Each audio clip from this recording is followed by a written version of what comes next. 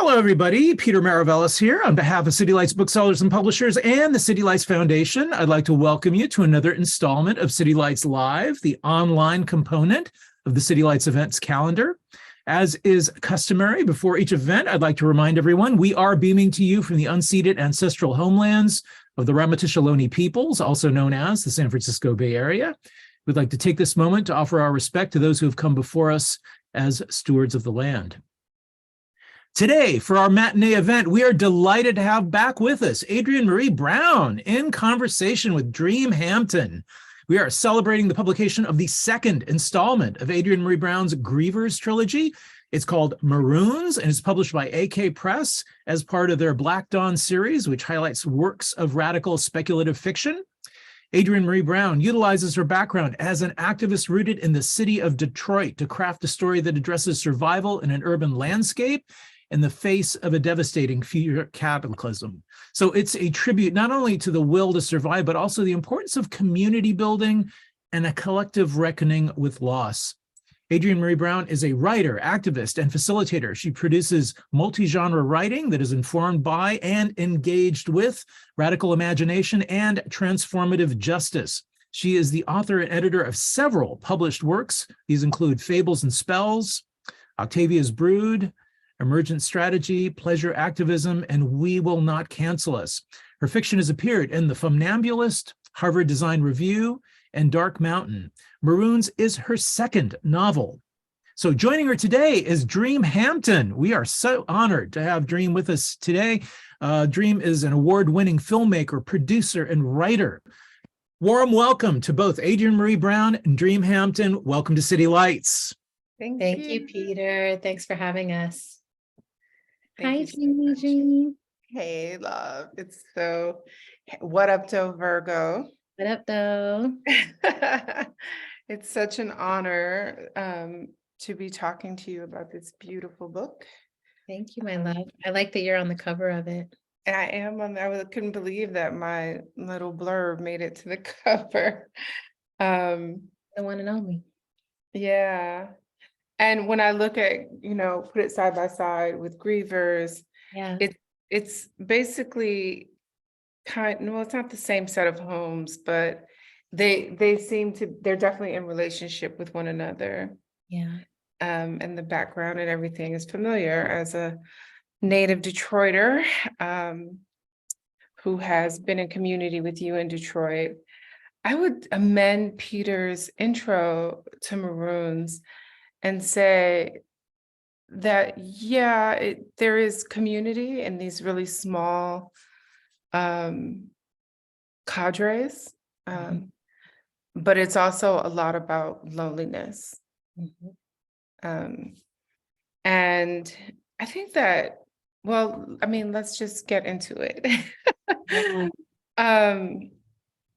I don't want to project. One of the things I was thinking as I prepared to talk to you about this book was, having a relationship with you, Adrienne Maree Brown, and seeing some of you in there. Some of it is just goofy, like Legoland's is the best movie ever.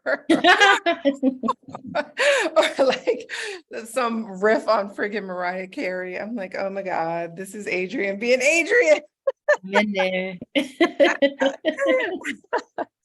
And then some of it is that thing that we do when we know something. It doesn't even have to be someone that we know as well as you and I know one another. It can be having some idea about someone's bio, you know? And so I think that people who know you have even just professionally or, by proxy or watching you in public, have seen you give tribute to and just hold up as an ancestor charity, Hicks. And I think even when I was reading Grievers, I absolutely thought that comma was based on Charity's Hicks' character. Okay.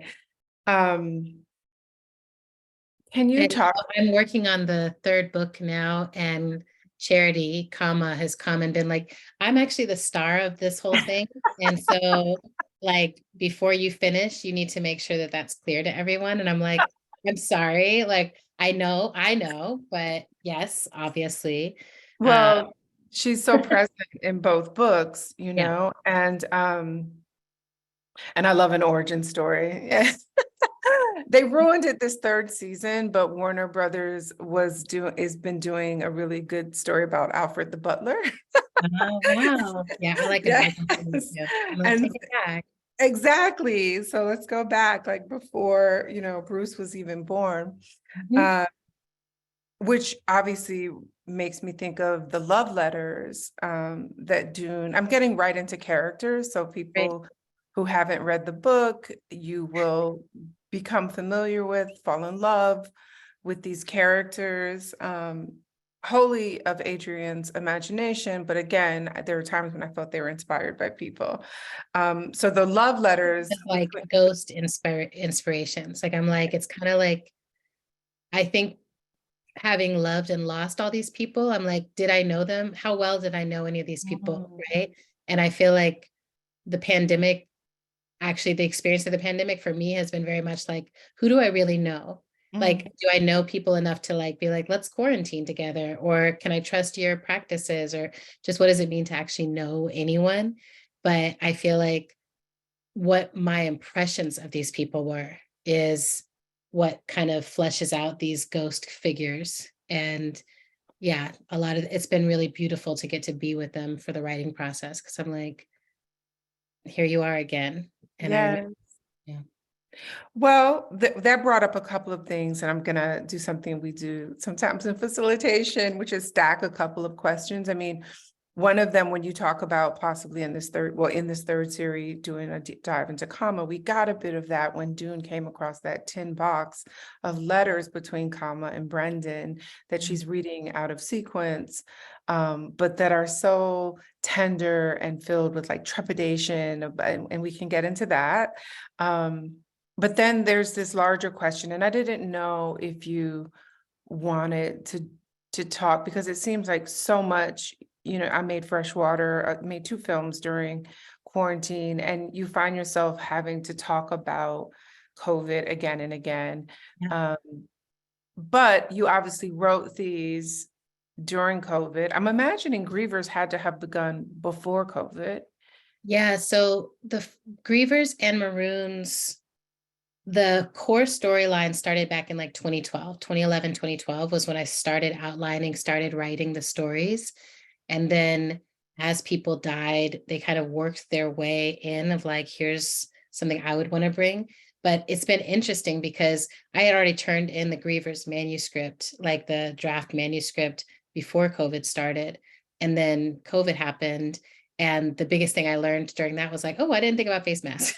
So like, I was just like, oh, my pandemic didn't have no face mask. They would have a face mask. Like, okay. So there's stuff that you learn from being in person with it. But the loneliness, like to me, Detroit is a city that has been through so many plagues. And it's a place that has been through a lot of loss, and that like ghost town feeling that a lot of people experience maybe for the first time during the pandemic. I'm like, Detroit has gone through periods of that, or if you drive around at a certain time of night, you get that energy already. And Grace always talked about that Detroit is what the rest of the world has to look forward to, the rest of the country has to look forward to. So yeah, a lot of it predates, and then it's been both exciting and frustrating to have to then put it in relationship with COVID. And yeah. We're both kind of pop culture junkies on the low. So I mean, my reference to that and thinking about you creating this plague, the H8, disease that seems to target Black people. We have this doctor, Natasha Rogers, who thinks that it might be a conspiracy, a man-made conspiracy against Black people. We have a disease that has been contained by borders. These borders are historically what separate Black Detroit from larger segregated Metro Detroit. We used to talk about it as Black and white, but Metro Detroit, Birmingham and Bloomfield is where a lot of Indians from the Indian continent live, Pakistani, different professionals. So it's kind of like the non-Black border to Detroit. There, again, when I was growing up, it was a simple way that we talked about it, but Detroit has changed a lot. Yeah. but that border remains the same, this 8-mile border. So I think about Station 11. I think about like, this piece of work, this television series that also came out, Yeah. you know, it was clearly written before COVID, but was anticipating. And that always makes me think of not just zeitgeist, but things that are in the air, Yeah. that back in the days, what was his name? Edgar Casey. They used to, do you know about his work at all? It's A about, little bit, like not yeah. in Anyway, it's detail. based on these dreams that like thousands of people were having in different parts of the world, and they would send him maps of what they thought the world would look like in the 21st century. And it basically, when you look up the Casey map, it's that map where like the Great Lakes just goes right through Michigan and divides it in half, and whole parts of like Europe are submerged. But these were dreams that people in other parts of the world were having of Wow. a dystopic future. That hopefully we can avoid. But it reminds me of this idea that there were artists like yourself who were anticipating COVID before it even happened. Absolutely. I mean, I also think that any of us who've been paying attention, like if you're looking at climate, if you're looking at Black people, if you're looking at like bad governmental decisions, like if you're looking at the trend towards zombie apocalypse, like I think people are trying in so many ways to speak to being sentient enough to tell what's going on and emotionally aware enough to feel the changes that are coming. And I think a lot about Octavia because she was like, I'm trying to write this as a warning. I don't want it to be the world that happens. For me, I'm trying to write it feels like a real exercise in my own hope and hopelessness dance. Because I feel like, when I was a young activist, I was like, we're going to fix it.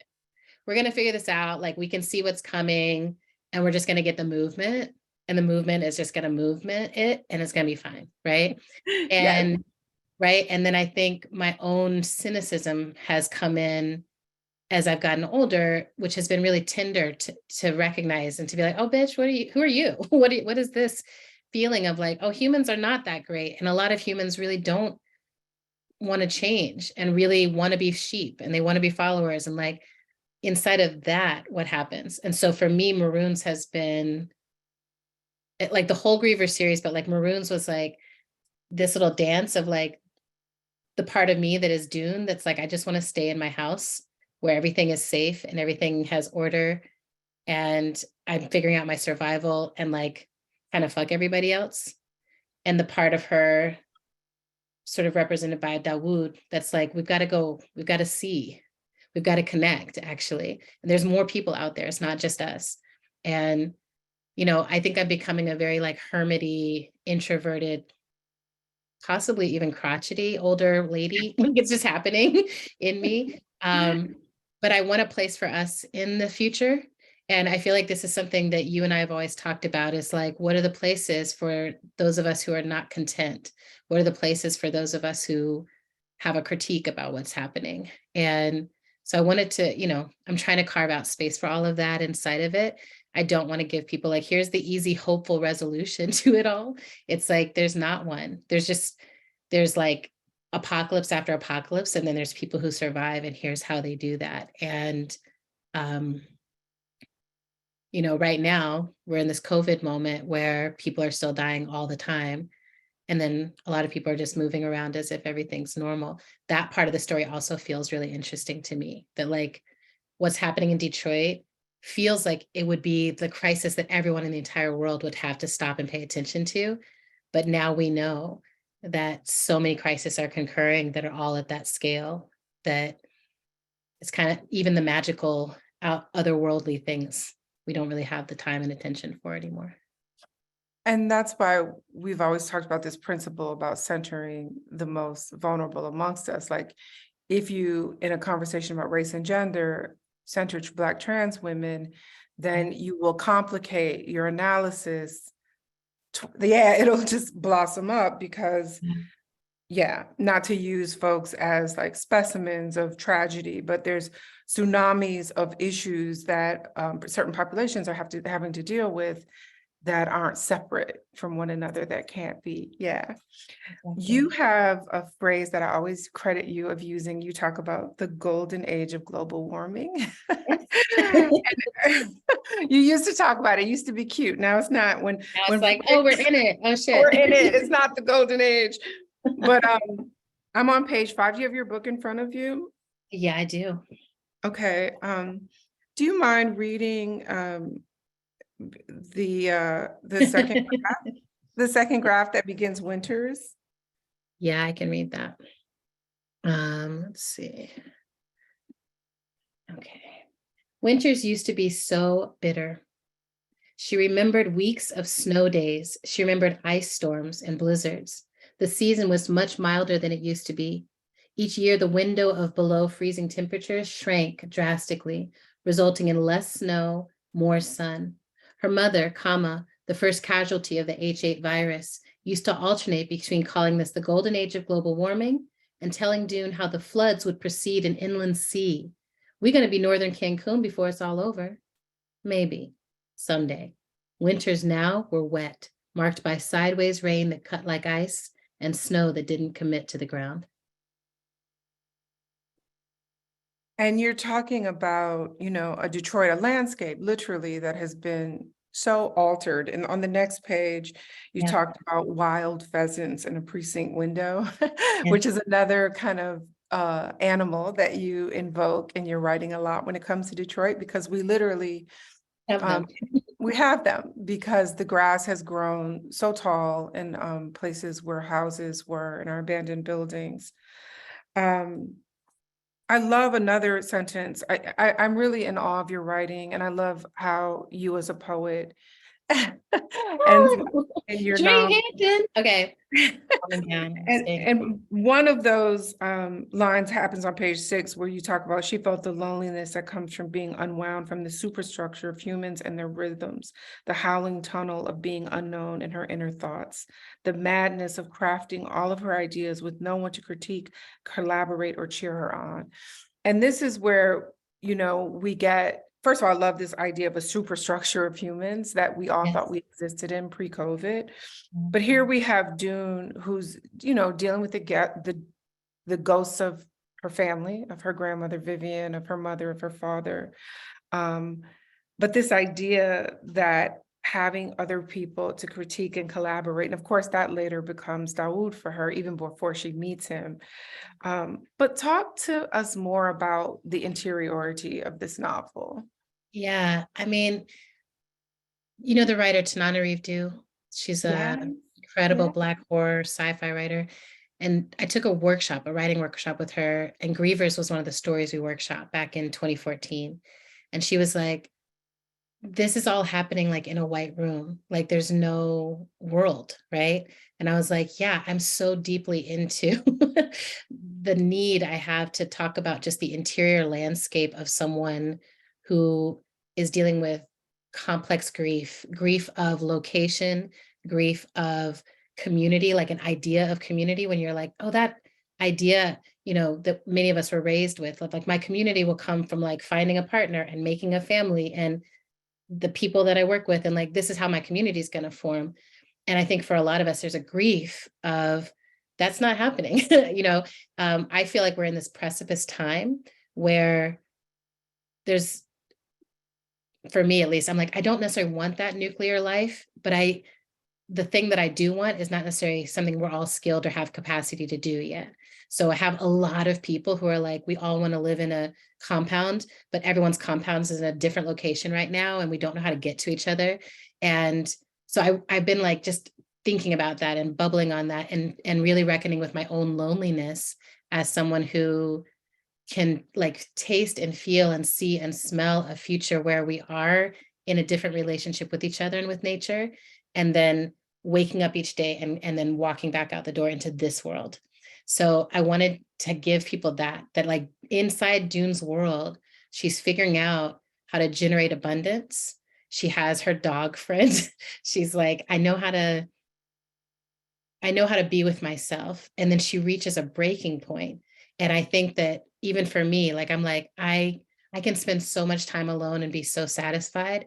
And then I reach a breaking point. And COVID really pushed me to my breaking point. Like I had this period where I went for 3 months with no human contact, like no one I knew to hug me, because I was like, I'm just going to go to Hawaii and it'll be fine. And I didn't think about what it might mean to be that far from anyone who I knew and trusted.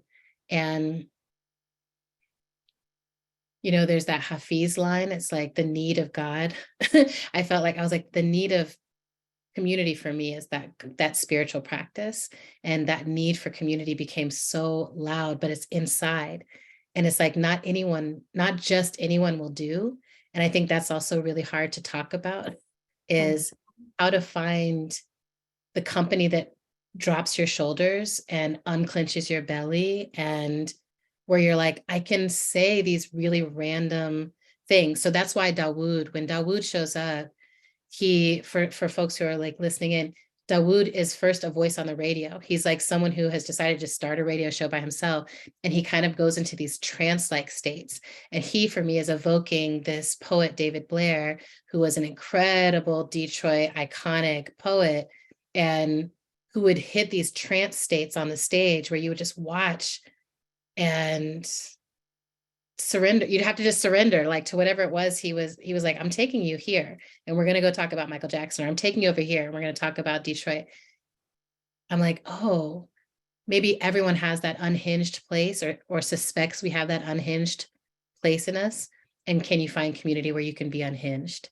And I will say that's one of my favorite things. Like for the 12 years that I was in Detroit, I felt like I met a lot of people who were like, I'm a little unhinged, and I'm giving myself permission to do that because no one's looking at us here. We're not New York. We're not LA. Like, we can make art in a bunker. We can make art in a factory warehouse that was abandoned. We can make art in the backyard of our grandfather's house. Like, we're coming undone though, a little bit. Like, we can't quite decide if we want people's attention or we want them to turn away.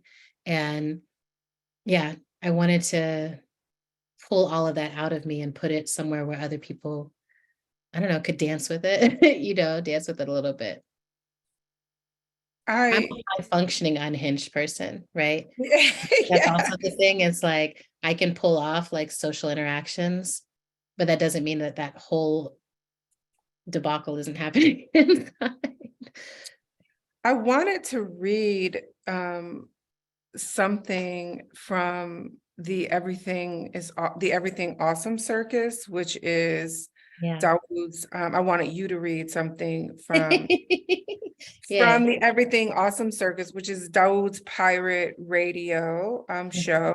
And I love that you invoked mesh, like there's just things things that we talked about, and we helped kind of give birth to in Detroit through Allied Media Projects and the conference that happened. I'm coming I have so many things. I even have the McAllen like underlined because that's you. But anyway, because Dune goes out on this mission, leaves her home to try. I imagine that, like Jizzo, and we should talk. Is it Jizzo or Jizzo? Jizzo. That I imagine that we're gonna get to Jizzo also.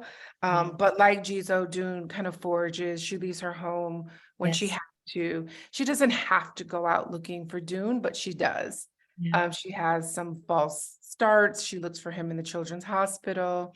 When she finally finds him, there's some disappointment.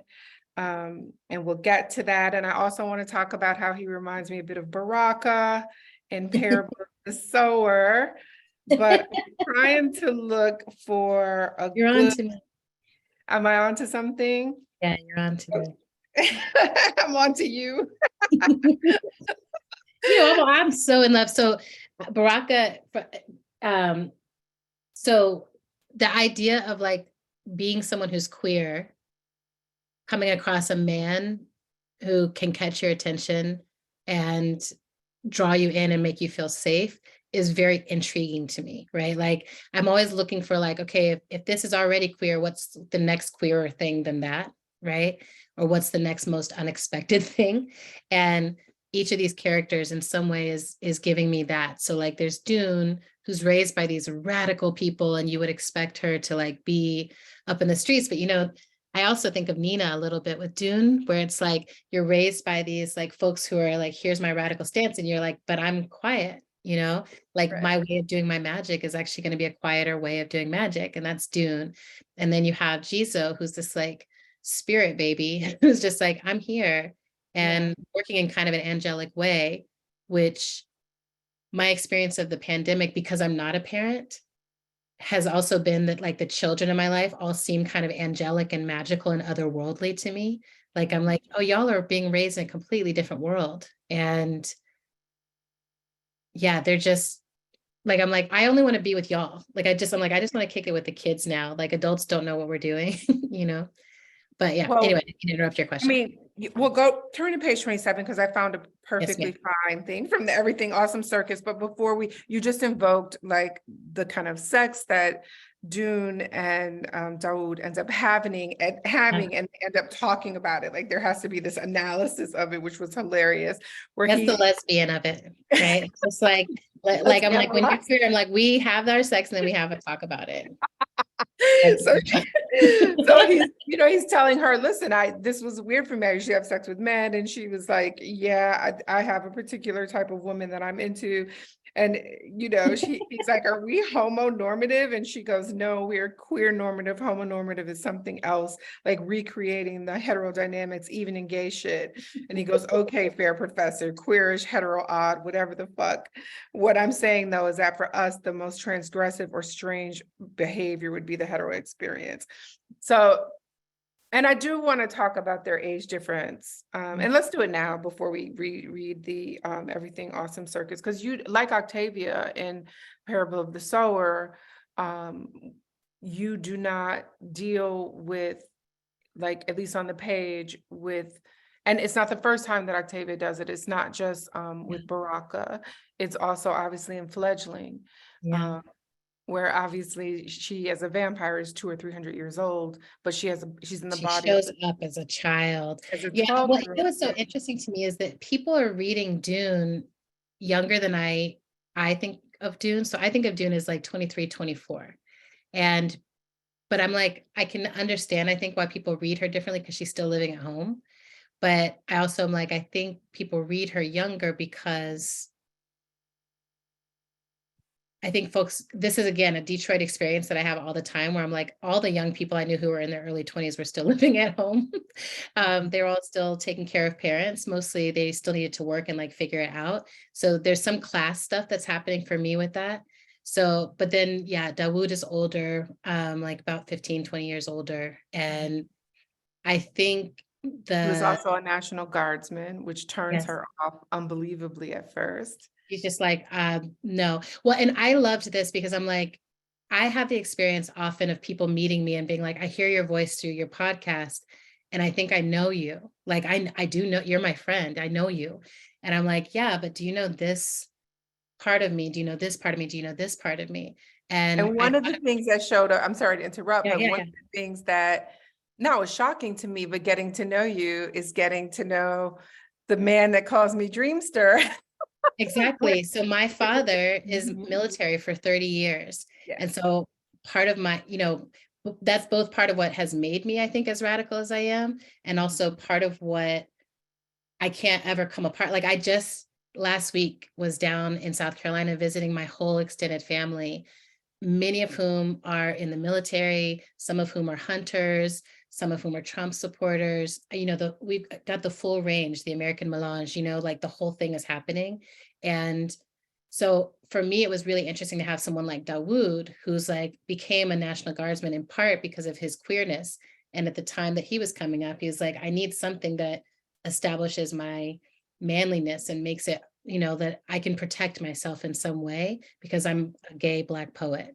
And I'm so, just trying to like, every straight line I could find, I kept trying to put a little twist up in it, just like you think this, but actually this. So when Dune, meets him and she's like, you're not the magical person in the radio. Like, this sucks, but I guess we can just have a business relationship, you know, and I just love that part of me that's always trying to, even though I know it's not like that, I'm always like, I'm going to slot you into the place that you'll fit. And then Dawood is like, no, you won't, you know? And I really appreciate, like, Dawood surprised me. Like, I was writing him and he was like, I kept being like, damn, like, you can kind of get it. And, you know, anyway, I showed it to Alexis DeVoe. Like, she was one of my early readers and she was like, he kind of sexy though. He kind of I sexy. know. I I like him. know. I don't know what happened. I don't know why he's still wearing his camos, but I still liked him, you know, and part of why I liked him is some of the way that he does his radio show. So will you read a bit from the Everything Awesome Circus, up to wherever you'd like on page 27? Page 27. All right. It's Dawood B and the Place to Flee. And I still believe it is the Everything Awesome Circus. Copyright infringements paid out to my toy box, my people, all people, any people at all. I miss and long for you. I love you. I need you. Where did you go? Where can you be?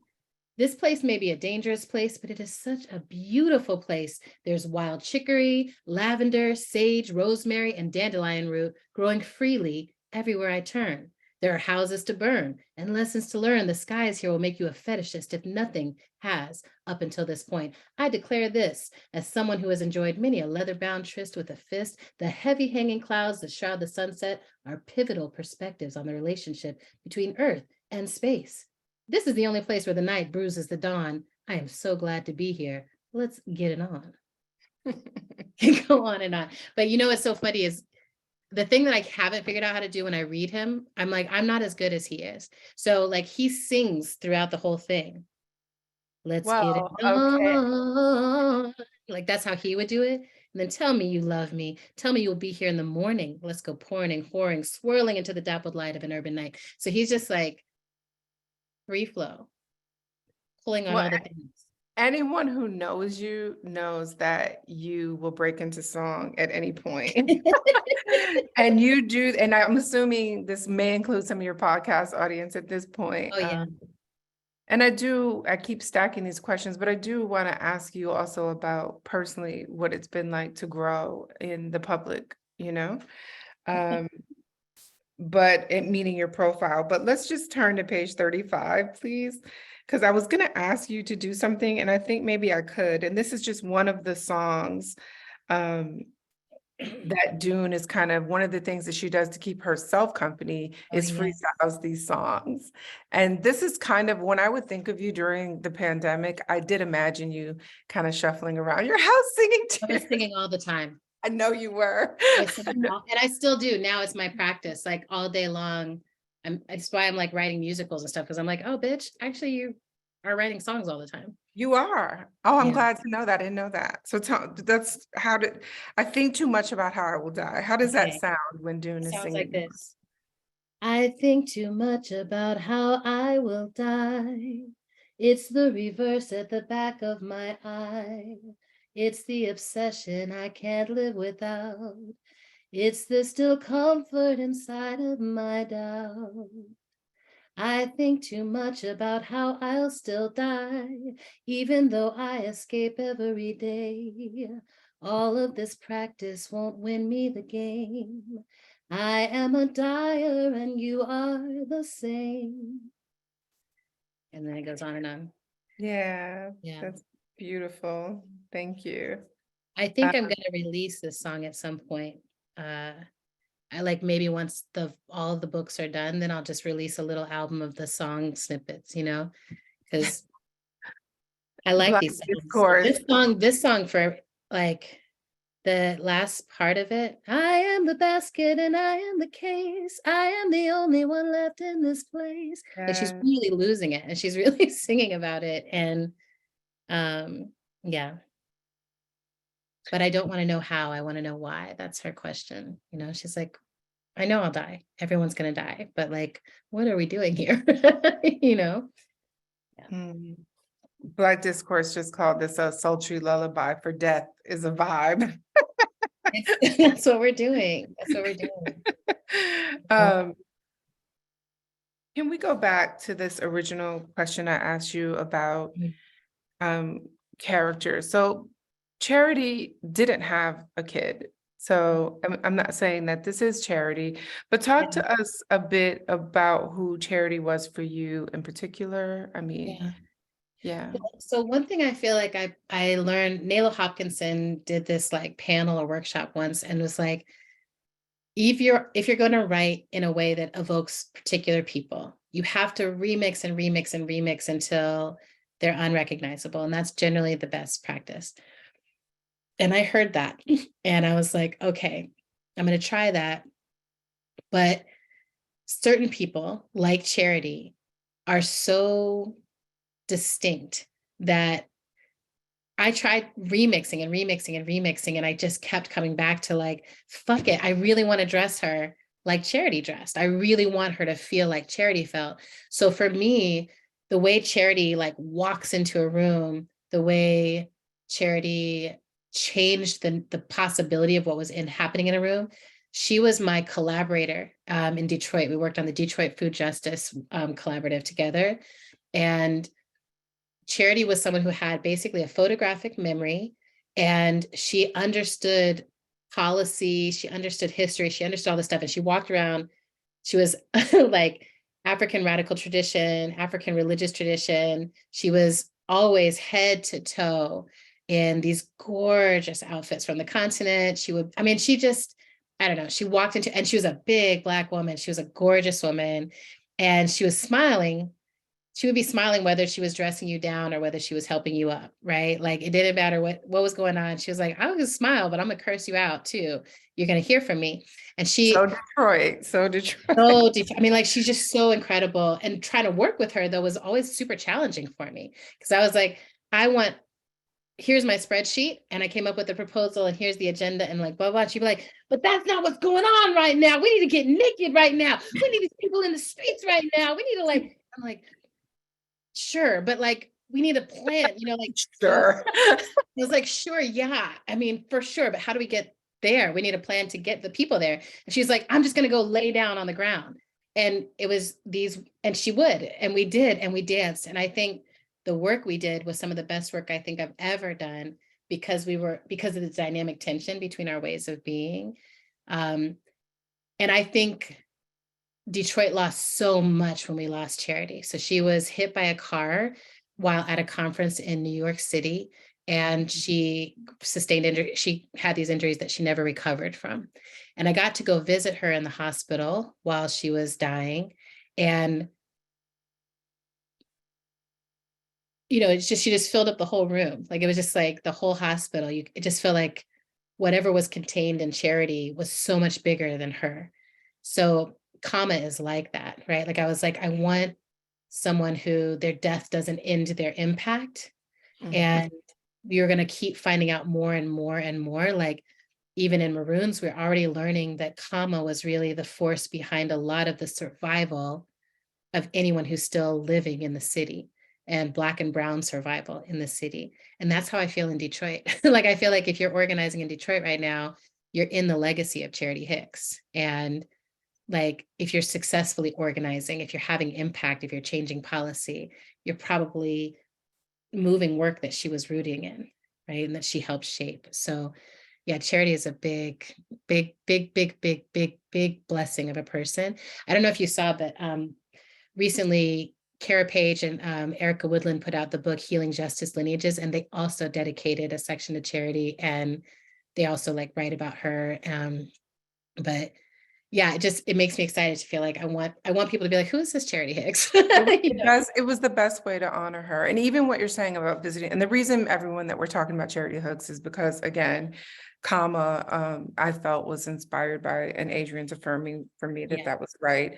And if you read Grievers, the very first kind of opening piece of that is Dune actually physically struggling with her mother's body. Yes.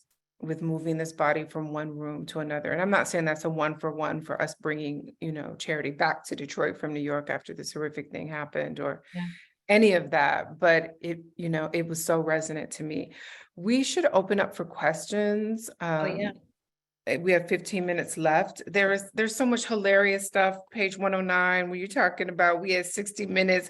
We want to hear a 1-hour reduction of the worst crisis of your life. Or like, I love that whole thing that we all lived through around the time that I returned home in 2010 after being in New York for 20 something years, Yeah. when these people were kind of camping out in our city, putting microphones and cameras in our faces and wanting to know what it's like to have been in a destitute city that is now on the comeback because white people moved here. So thank you for this book, for this offering, for this tribute to my beloved Black city. Peter, how do you want to do questions? Because me and Adrienne can probably keep going. But I'm wondering how you want to Yeah, I would say maybe give people a minute or two to just kind of post their thoughts. It usually takes a minute or two. And Okay. then you can kind of continue, and then we can glance and see what, what inspires. Beyond charity, I mean, I want to ask you if Grace Lee Boggs shows up anywhere in the work beyond, the kind of opening quote prologues. But and obviously Brendan. Mama Vivian Mama carries like, so the part about it that throws people off is that we can't imagine Grace being quiet, right? Like we can't, like there's nothing that would ever shut Grace up, which I love. And Grace was also someone who I got to visit while she was in hospice, and I would visit her and sing to her. And she would like tell me what she wanted me to sing. And she always wanted me to sing like gospel, like Black church songs, like His Eyes on the Sparrow. And she's like, I love that. And no one ever thinks I'm going to love that. And I remember one of the last times I visited her, I was like, Grace, what's on your mind? And she was like, nothing. It's wonderful. And she just like turned and looked out the window. And I was like, oh, I never expected this. But she was just like, I'm done. I'm ready. Yeah, quiet now. Wow. Quiet Grace. And so Mama Vivian, a lot of her way of being in movement evokes Grace, but then that quietness at the end, like all of it. Grace loved a screwdriver. She was like, I don't want that stupid Ensure. Give me a screwdriver. Like I'm dying. Like give me, y'all don't know what this is like. And the experience of having to like change the sheet and all of that comes from what I got to experience with Grace. The other person who looms large in your book, and she comes up in small ways, but of course is Octavia. We already mentioned her, but there's also the go bag. One of the things that Kama kind of gives to Dune, and Dune does sound like my daughter when she's kind of saying that she has all this stuff and it never really came to. I'm like, you have a solar radio. Were you about to meet your exactly? You're gonna be fine because I took care of it, and you thought I was being crazy. So there. But talk to me. I mean, we bonded as friends on our love. Our love for Il, and then our love for Octavia Butler. But talk to me about, Octavia's work and how it influences. Obviously, this is a post-apocalyptic book in some ways, but yeah. Yeah, I mean, I feel like the thing that Octavia did that I'm always like in pursuit of is figuring out how to write about the current moment in a way that gives people enough space from it to really think about it, right? So I'm like, a lot of what I'm writing is what we are living through right now.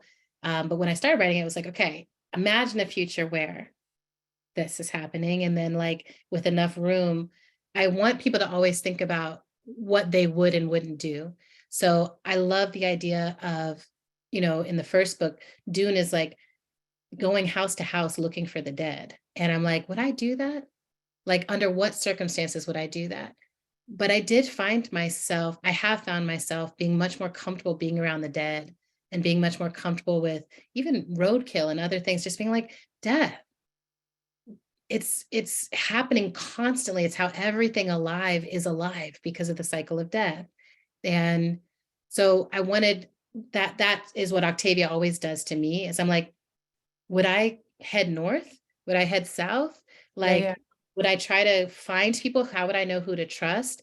And in this, I love that when Dune is listening to Dawood, she's like, I need that. That is exactly I need to move towards that, whatever that is. And even though she's initially disappointed, her instincts are not wrong. Dawood is exactly what she needs to move towards. And sometimes the signs that move us towards life are not clear.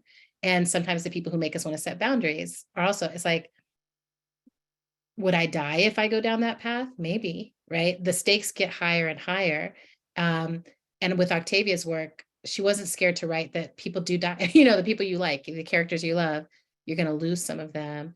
And so all of those felt like ways that I was trying to bring her in, but then the practical. So I just love that, like, Dune, and she's like, Dawood, you're going to join me in doing this very practical work. Like, we need to figure out how people know who's dead, who's not dead, what happened to everyone, where they are, what are the boundaries of the city, why are things growing, how are we going to protect this city? And the other part that I thought was, for me, really fun was, you know, Lauren Olamina in The Parable of the Sower, she has hyper empathy syndrome.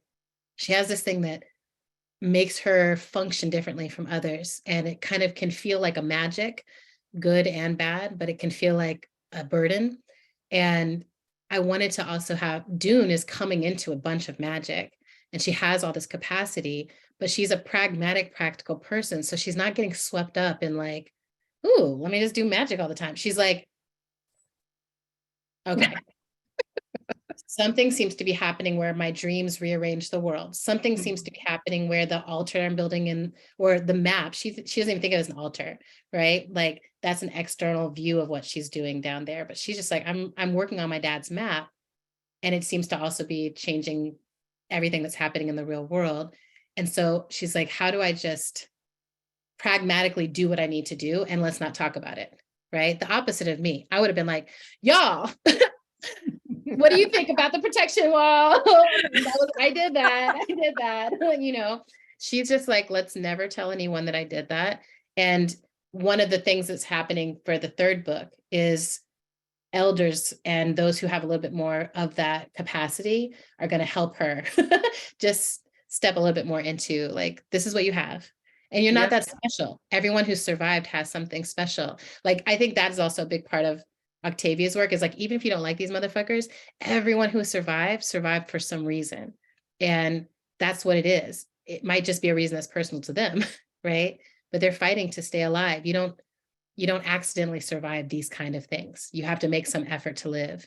And we're in that time period now where it's like, you have to really make an effort if you want this, you know? Amora asked if, and you've kind of answered this, have you written yourself into the story? Can you feel yourself in everyone, or who do you most identify with? And when she asked that question, I'm not going to answer it for you, but one of the things, because she's also, Amora talked about liking the way you write your sex scenes. And I thought of Marta. Is that the girl that Dune took? I was like, that's Adrienne. At least that's Adrienne's outfit. This is I was like, that. I know. I was like, I'm Marta. I'm already gone. I'm in Miami, babies. Like, I had good breasts, and then I went on my way. Yes, yeah, I mean, masturbating in the car in a tutu or whatever. Yeah, I mean, I feel like, so, you know, Dune, the archetype for Dune is someone named Shetty, who was also an organizer activist who was in and around the Detroit community and was the first person. So Jenny Lee and Shetty were the first people to pick me up from an airport the first time I came to Detroit. And then we drove somewhere in Ann Arbor and dropped Shetty off. And then Jenny Lee drove me to a Detroit summer retreat. And Shetty was always around. Shetty was always visiting. And again, Shetty passed away really early, really wrong. And so Shetty physically, that's Dune to me. That's who I see. Wow. I see that too. Yes. Right? Okay. Wow. Yeah. But yeah, I mean, I think I'm probably in all of the characters in some way, because I think I have to filter them a little through like my own humanity to get them onto the page.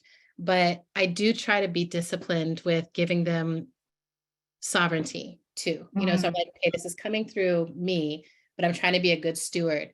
And so that meant like, there's a character captain in this who is like an older Black man who I love, and he's very funny to me, but he's like a heteronormative, you know, he's a little scared of gay people and like all that. And I'm like, oh, I can't not Morning, Delilah. Yeah. Yeah, he's like, I miss my wife, and y'all seem to be doing something that I recognize, and like, I'm gonna call you a man and you a woman, and you know, and Dune is very much like, I don't identify with the concept of gender that you want to put on me.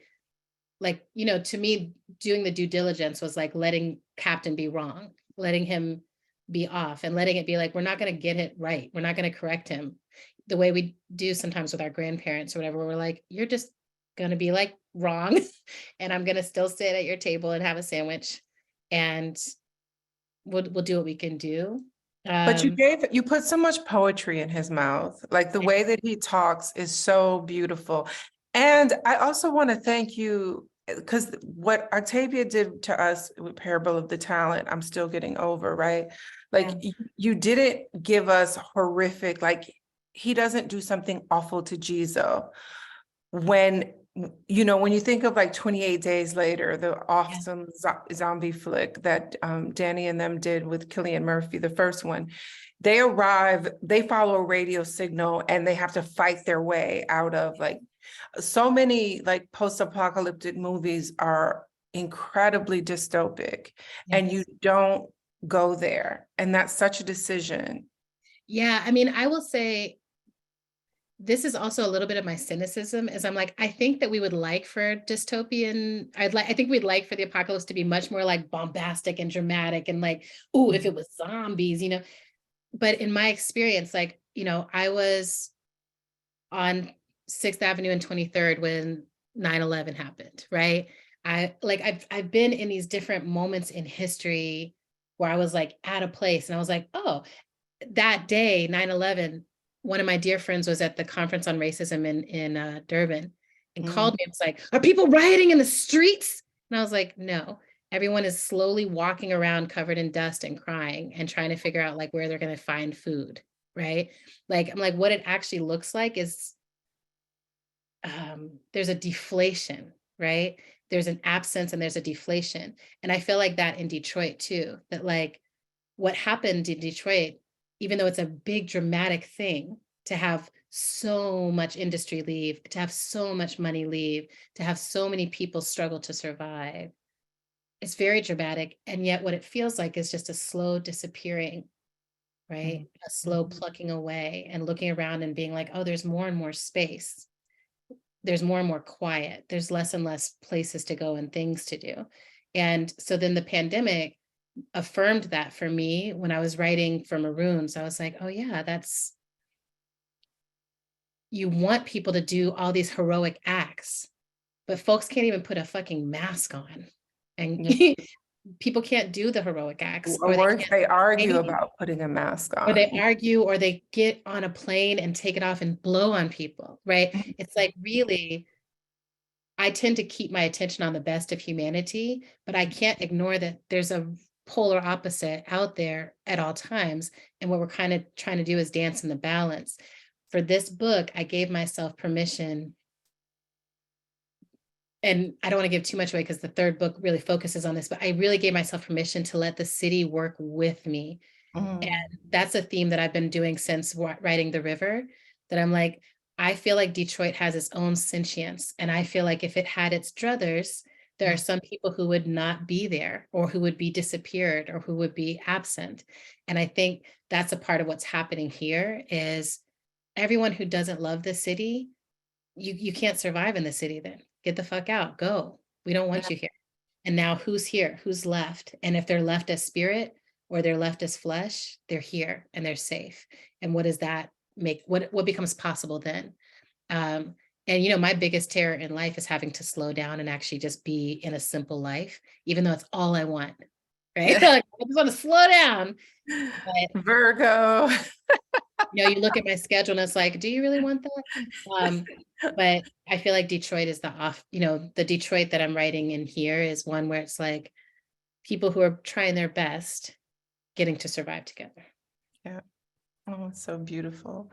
We never got to Sada Miha's question about do you remix your characters when they've been inspired by someone? What is your process to remix them? When do you know that they've been remixed enough? I think you talked about that a little bit. I know you have a hard stop at 4. I do remix. With this one, I allowed myself to be a little bit more, if you know, you know. So I feel like the majority of people who are going to read my work were not in Detroit from 2006 to 2021. And so they won't recognize on site these people. And then people like Nandi Comer was like, I was reading and I was like, oh, that's yep, that's who. So, I feel like there's a small pocket of people who are going to know everyone that they look at in the book. And And it's not just the characters, it's the mapping that you do of the city, this kind of casual way that the Manny Maroon, where you don't even name him when you're like, you have this comic book villain name. I love those sneak disses. And well, I have to shout out Invincible because, Mhm. Ill Weaver is a big part of how I ended up in Detroit, but also is like a walking historian at all times. And so there's so many little asides like that I'm like, I got the full Detroit, the version, Ill version, which is a 3-page version. And then, I was like, and here's a sentence or two of it. Well, the ill version is a 300. I tease them. They take people on their Detroit tour, and I call it this isn't probably for everyone. PhD. Yeah. Anyway, it's a very depressing tour. They'll have to stand in a vacant lot. No, they will make you stand in a vacant lot and listen for to 30 minutes and tell you what used to be there. But but I also feel, and I'll say this as I run out the door, but to me, every single place we are is thick with what used to be there. And some of that we know, but a lot of it we don't know. And some places get the blessing. So to me, like Sedona, Arizona or whatever, is like, oh, this is a vortex. I'm like, Detroit is also a vortex. yes, tell it. People to feel it that way, right? So my hope is that for people who read this book and are experiencing Detroit for the first time after that or whatever, that they're like, oh, I know what I'm dealing with. This is actually another kind of vortex, and it's a Black vortex, and it's thick. Oh, I so look forward to the third book. Do you have a title for it? I think it's Ancestors. Okay, so Grievers, Maroons. and then Ancestors. Adrienne, I love you and I miss you. Love you too. And thank you so much for this conversation. And thank you for everyone who tuned in. Thanks, my loves. And thank you, City Lights. Thank you, City Lights. Thank you, Peter.